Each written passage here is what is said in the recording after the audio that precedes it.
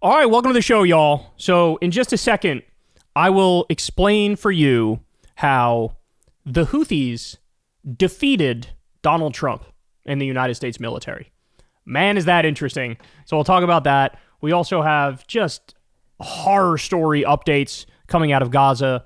The IDF murdered a 12-year-old witness to their massacre of paramedics.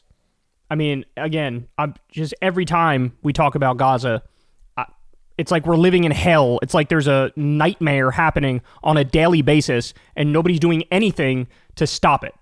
So just terrifying stuff there. Then we'll get to the Supreme Court is seemingly waking up to Trump's fascist threat. But are they all the way there yet? That's really the conversation I have. We have Trump massively expanding his ICE Gestapo stormtroopers. MAGA is now all in on destroying healthcare for millions of low-income Americans. We have Texas with an absolutely ludicrous piece of legislation which effectively bans being trans. And then later on, the Trump-loving Rogan comedy bro, Tony Hinchcliffe, got humiliated when he went to do a podcast with Bill Maher. So that one's fun. All right, without any further ado, we'll jump into it in just a second. You know the drill. Everybody please subscribe to the channel. That helps out big time and costs you nothing at all.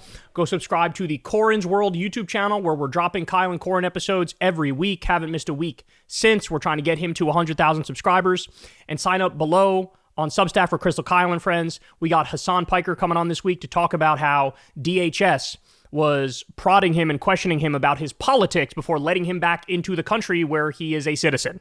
So that should be a really interesting conversation as well. And again, thank you for everybody who supports the show on Patreon. Could not do it without you. That link's below if you'd like to give $2 a month or $5 a month or a tip with that thanks button on YouTube. Remember, there's real independent media. I've never talked to an advertiser before. I've never done an ad read before. I'm very proud of that fact. You guys keep this show going. All right, here we go, y'all. So there was this New York Times piece that came out which exposed what went on with Trump bombing Yemen and bombing the Houthis and their reaction and what ultimately ended up happening. So the title here is Why Trump Suddenly Declared Victory Over the Houthi Militia. The militant group in Yemen was still firing at ships and shooting down drones while U.S. forces were burning through munitions. So here, let's go through some of the highlights here. Trump ordered a status report after the first month of engagements where they were bombing Yemen every day, by the way, every day, which concluded that the U.S. had failed to achieve air superiority over Yemen, that drones were shot down at an unprecedented rate, and that the U.S. had burned through $1 billion in the first month alone. So stop and think about that. Yemen is one of the poorest countries, if not the poorest country on earth. The Houthis, they control a portion of Yemen. They don't control all of Yemen. Originally, the government of Yemen was run by a Saudi ally. The Houthis are basically like a Shia militia that took over parts of the country. So they're like a pseudo government, I guess you can say. And the United States of America, the world's superpower, failed to establish air superiority over the Houthis. Bro, that is truly incredible. Omani officials had relayed to Middle East envoy Steve Witkoff that Trump could be offered an off-ramp on the condition that he entered into direct negotiations with Ansar Allah. That's the Houthis, by the way. Negotiations that would not and did not include Israel. Trump agreed to it. CENTCOM Commander Michael Kurilla had proposed an 8 to 10 month campaign which would focus on knocking out Yemeni air defenses and go after leading Ansar Allah figures in a bombing campaign modeled after Israeli strikes on Hezbollah leadership. Saudi Arabia had secretly backed General Kurilla's plan by providing targeting data on senior Ansar leadership, while the UAE was more reluctant to engage forcefully. Kurilla's plan was given a month, but yielded no apparent result. F-16s and F-35s were nearly shot down. U.S. planes, fighter jets, were nearly shot down by Yemen's Houthis.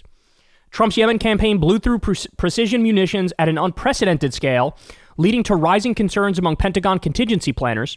CENTCOM in a report admitted that their strikes had only had limited effect and that the Ansar Allah could easily reconstitute. Pete Hegseth, defense secretary, in a video call with Saudi and Emirati officials, discussed a way forward for the campaign that could boost its effectiveness, including a proposed ground offensive by Yemeni proxy forces, but the parties in the video call were unable to reach a consensus. So, to sum it up, Yemen's Houthis, this ragtag militia that controls part of Yemen, they almost shot down an F-35 fighter jet. It cost $1 billion for just 30 days of the bombing campaign. It used so many precision munitions that the Pentagon contingency planners started to freak out and think, we're running out of the weapons. And CENTCOM said their metric of success was, yeah, we dropped bombs, bro. There were some bombs dropped and stuff, bro. So what ended up happening? Well, Mac, good politic guy, who, by the way, I highly recommend you go subscribe to his YouTube channel and go follow him on Twitter. He's awesome. He sums it up here for us. Ready? So Trump bombs Yemen, trying to force the Houthis to stop the Red Sea Israel blockade. That's why we were bombing them. Hey, you're blocking goods from getting into Israel because Israel's committing a genocide. Well, we're on the side of the Israeli genocide, so you better stop it, Houthis. The Houthis responded by attacking U.S. ships, nearly shooting down fighter jets, shooting down a bunch of drones, U.S. drones effectively, watching the U.S. blow through $1 billion in a month, failing to meet their goals. So then Trump goes, okay, never mind, please stop.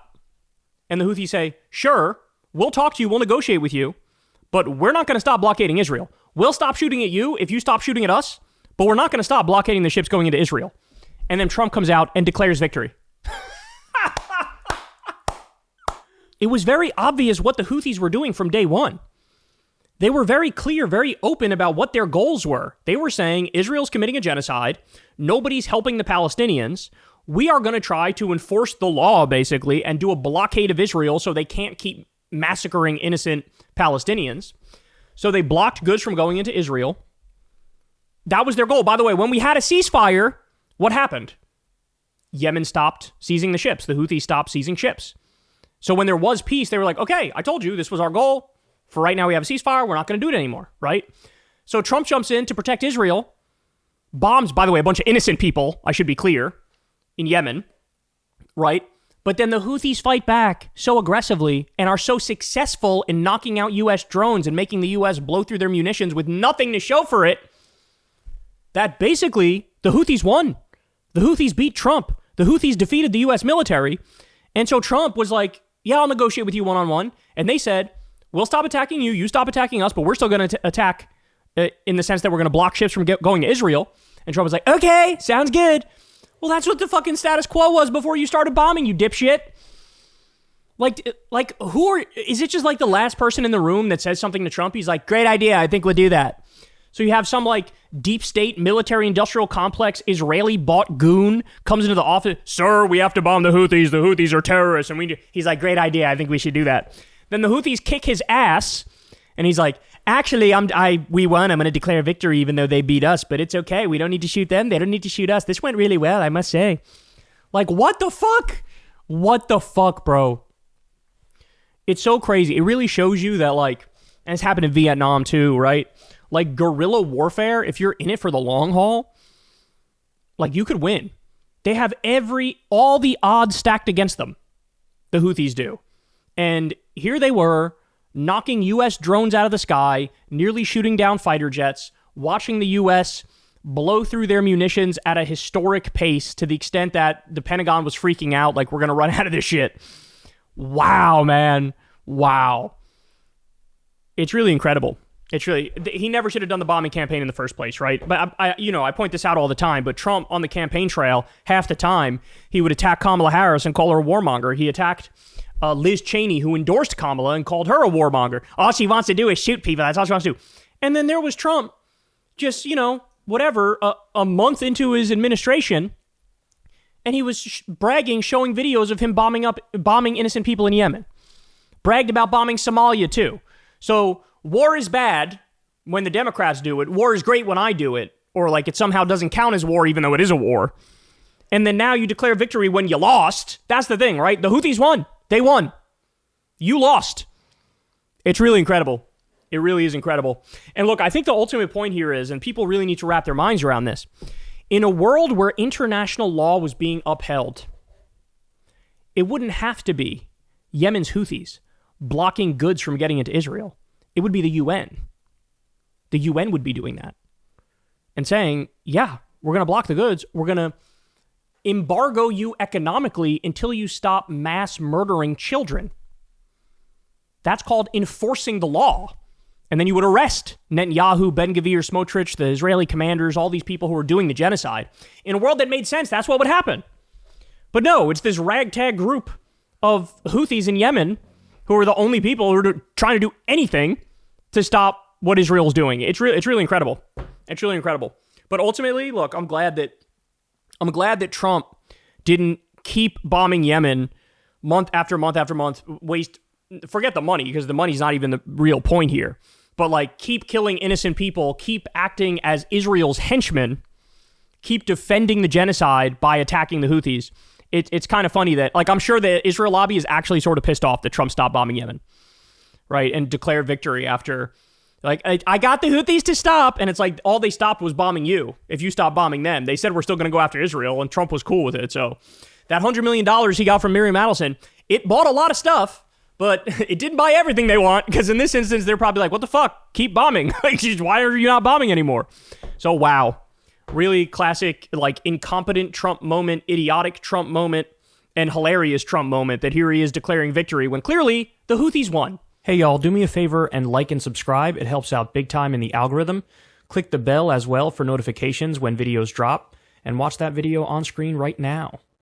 You know you want to.